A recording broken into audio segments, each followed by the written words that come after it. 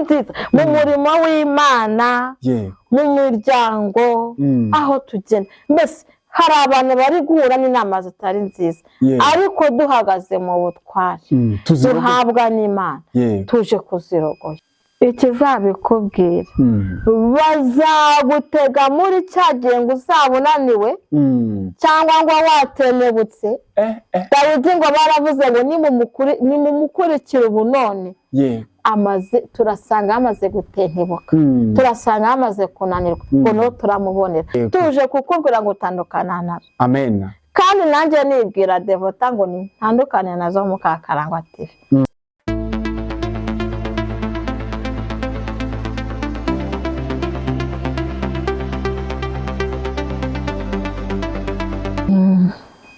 Amoro y'Imana mwebwe mukomeje kudukurikira ku muyoboro wacu Mukakarangwa TV twongeye gushimira Imana kongeye kuduhuza so hano imbere rero turi kumwe n'umunyamakuru wacu muratubona hano turi gufite intego nziza yo kuzana ijambo ry'Imana amen turashaka gukomeza abantu nubwo ngiye gusoma kubwiriza iryo jambo ariko reka adufashe tumwakire ye kumwakira musengera nawe nimara kumusengera aradusomera ijambo muraza kumwumva ariko akagera ati numara gusengera irimbe mbone gusoma ijambo turashaka ko abantu baza hafi dufite ikiganiro gishyushye aho twahereye buri wese aze kucyumva dufite amakuru yihuse dushaka kubagezaho afatika ukuri turagushimiye Mana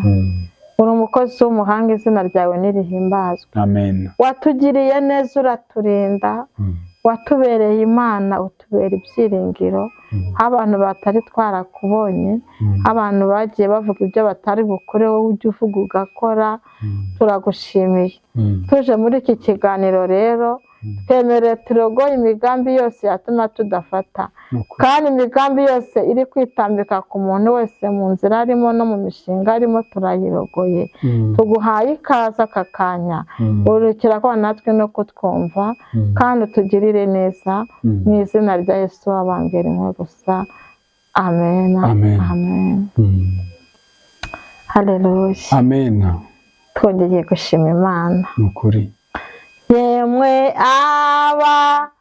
abafite inyota nimuze ku mazi murashira inyota kandi nudafite ifeza naze nimuze murye munywe vino n'amata yemwe abafite inyota nimuze ku mazi murashira inyota kandi nudafite ifeza naze nimuze murye munywe vino n'amata niki gituma mutanga ifeza rwose mukagura ibyo kurya bitari nyakuri na feza mbaka bana banjye kuko nitanze igorogota nta feza mbaka bana banjye kuko nitanze igorogota nta feza mbaka bana banjye kuko nitanze igorogota nta feza mbaka bana banjye kuko nitanze igorogota Haleluya. Amen. Na fezi Imana itwaka. Ni muze twumve icyo Imana atuzaniye. Abantu bafite inyota ndabatumiye mu banguke ni karibu ku murongo wacu. Twakiriye wacu umunyamakuru wacu dusomera soma neza cyane. Nanjye mbashe gusobanura twumve icyo Imana dushakaho ni karibu. Amen. Turasoma ni Samueli wa kabiri igice cya 17. Amen. Umurongo ni wa mbere. Amen. Turagarukira kwa kangahe? Turagarukira kuri umurongo wa 6. Yego. Reka dusome mu izina rya Yesu. Umurongo wa mbere uravuga ngo Ahitofeli arongera abwira Abusalomu ati reka ntoranye ingabo inzovu imwe n'ibihumbi 2 mpaguruke nkurikire Dawidi muri iri joro. Kandi ndamugwa gitumo arushye amaboko ye atentebutse. Ndamutera ubwoba maze abantu bari kumwe nawe bose bahunge mpere ko nice umwami wenyine. Umurongo wa 3. Maze nzakugarurira abantu bose. Nuko nubona uwo muntu ushaka uzaba ugaruye bose, maze abantu bose bazabe amahoro.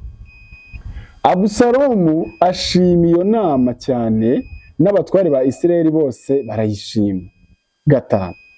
Abusalomu aravuga ati none nimumpamagarire Hushayi w'Umwaruki nawe twumve icyo avuga. Umurongo wa 6 ari wo wanyuma.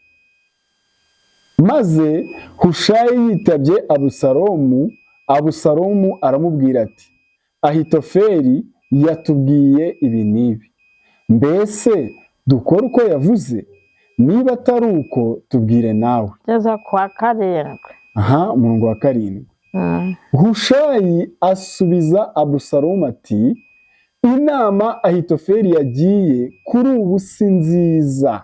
Amen. Amen. Yesu aguha umugisha. Amen. Yesu aguha iki? Umugisha. So dufite intego y'iri jambo. Intego iravuga ngo kurogoya inama. Kurogoya inama zitari nziza. Yesu aguha umugisha. Amen.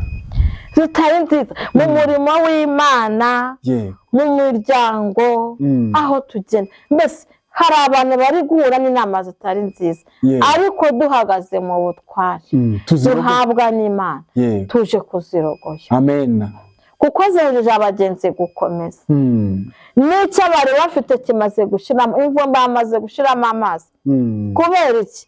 Kubera inama mbi bari guhura nazo, kandi bagahura nazo batabanjije gusenga. Kwaje kurogoya izo nama. Uyu murongo wa 7 urakomeye ngo Hushayi asubiza Abusalomu ati inama Ahitofeli yagiye kuri ubu si nziza. Ese abajyanama babi mu murimo dukora n'Imana wa buri munsi koko barahari? Barahari. Koko barimo. Ese tuzabibwirwa n'iki? Ikizabikubwira bazagutega muri cyagiye ngo uzabunaniwe cyangwa ngo watenebutse.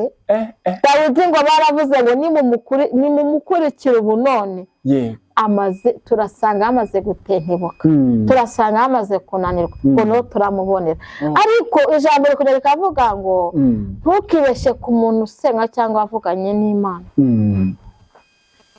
Niyo yagira ahandi ananiwe Imana ijye imuvugira, kuko hari amasengesho aba yarabitse kera, hari imirimo aba yarakoze Imana ikayibuka ikajya kubana nawe ku rugamba. Mu by'ukuri Dawidi koko yarananiwe pe, yaratenebutse, ariko yari yaribikiye. Niyo mpamvu Imana yakoresheje Hushayi akaza akavuga ati reka da inama noneho yabaye si nziza, ntimumukurikire Dawidi.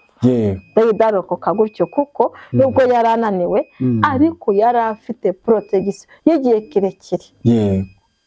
Nawe waba muri iyi minsi unaniwe, waba utegereje igihe kinini unaniwe, waba mu gakiza unaniwe, waba mu murimo w'Imana unaniwe, waba wumva se bizagenda gute?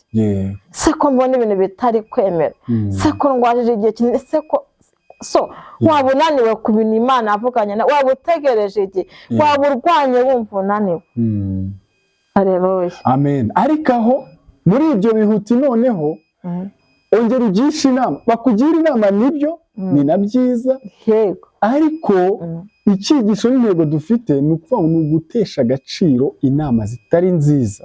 Izo ziguca intege zikubwira ko utazagerayo, Yego. tuje kukubwira ngo utandukana nazo. Amen. Kandi nanjye nibwira Devota ngo ntandukane nazo Mukakarangwa TV.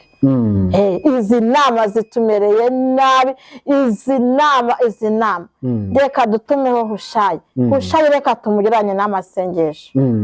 Ariko zikuza kugisha umuntu inama umubwira uti abana mbuze uko mbajyana ku ishuri, cyangwa se mfite umuntu urwaye bwati yewe natwe biragoye ubu birarangiye nta kundi, nyine umuntu akaguca intege.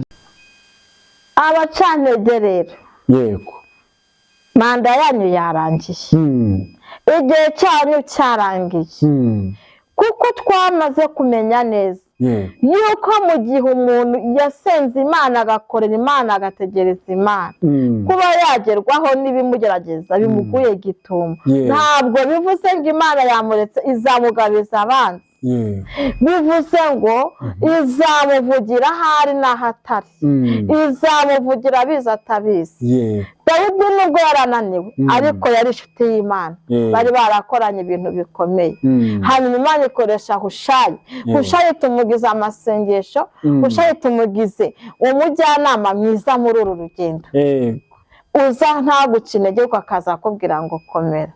Rero mukomere, turogoye inama mbi zose zibabwira ko mutazagerayo. Ni ukuvuga ngo abo bacantege cyangwa se abo bantu bagira ibyo bangiza muri Imana, ariko banyuze mu nama mbi zo guca intege, abo bantu ntabwo kugeza ubu ngubu nta mwanya bagifite, nta mwanya bagifite rwose, tubambuye umwanya.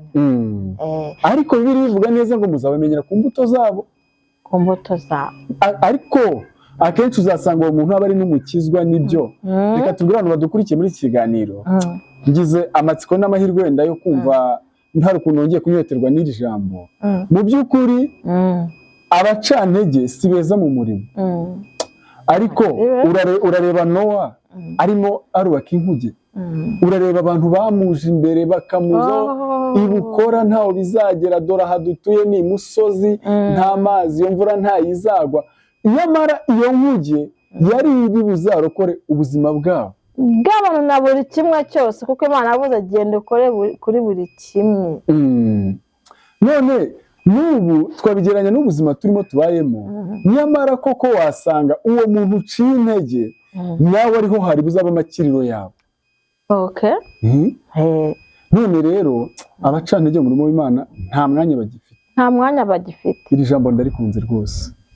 Turabasezereye pe, ntabo tugikeneye, ntabo tukifuza, nta nabo tugishaka. Turashaka abantu badufasha kubaka, basi n'abarati turabasezereye mu izina rya Yesu. Nukuri. Amen. Amen. Reka rero kubwira ijambo twumvise, kubw'ibi byiza twumvise, ariko kandi bikagendana n'inama idacika yo kukubwira ngo menya inama ugirwa, shungura. Reka ngusabe udusengera Imana, usabire umugisha buri muntu wese warukurikiye ikiganiro by'umwihariko, kandi kirenze kuri ibyo ngibyo usabire ukurikiye ikiganiro wese Imana imukore ku maso, ibashe kumubwira ngo izi nama ni nziza cyangwa se izi si nziza. Yego. Ni muri uwo mujyo ngaho nimudusenge mudusabira umugisha, ndetse musabira umugisha muri rusange bari bakora iki kiganiro. Ni karibu no gusenga Imana. Turagushimiye Yesu, uri inshuti nziza, wagenze mu isi, uragenda ugakorera umurimo, uwo muri mumyi, ukiza abarwayi, uzura Lazaro, warabibonye. Twibuka ubwo bagusabaga umusoro, wari uhuye n'ibyaguca intege, ariko kuko ufite ubutware uravuga bagende baroba ifi bayibage bashyira umusoro. Haleluya. Natwe turigura n'ibintu biri kuduca intege mu murimo wawe, turigura n'ibintu bituremereye mu murimo wawe, turigura n'ibintu bituremereye mu buzima, tukumva twatenebutse, tukumva birakomeye pe, ariko uyu mwanya twishyize muri asurasi yawe, kandi turagusabye ngo uturwanire urogoye abantu bari kuzana inama mbi ku buzima bwa buri wese udukurikiye, ku buzima bw'abitorero, ku buzima bw'abasenga, ku buzima bw'abatoya runaka. Turakwinginze papa, turogoye izo nama mbi mu izina rya Yesu Kristo. Hereza umugisha umuntu wese udukurikiye, kandi umuhe kumenya ahari ko izo nama ni nziza cyangwa atari nziza, atandukane nazo. N'abazitanga, n'abazitubwira, n'abaduca intege, turangije manda yabo, baceceke kuko dufite Imana ishobora byose. Bagusabye umusoro bazi ko utarawubona, ariko warawubahaye, amagambo ararangira. Natwe turangirize ibituremereye. Reka Hushayi abwire buri wese uduca intege yuko inama ari kujya atari nziza, ariko dutandukane n'ikirere kibi zo mu kirere cy'abashima. Dusabye twizeye, dusaba umuntu wese udukurikiye, yaba umurwayi ahari, turabibutsa abari mu bitaro, turibuka abari mu ngo, turibuka abadafite abana, turibuka abategereje igihe, turibuka abafite amakwe, turibuka abo yapfuye bategereje ikindi gihe, turibuka abashonji, turibuka abambaye ubusa, tusitayinibo, turibuka buri muntu wese. Mugirire neza, kandi n'abari gukora ntibyemere, turabibutse. Natwe turiyibutse, tukunereho umugisha kuri iyi saha, mu izina rya Yesu wabambwe rimwe gusa. Amen. Amen.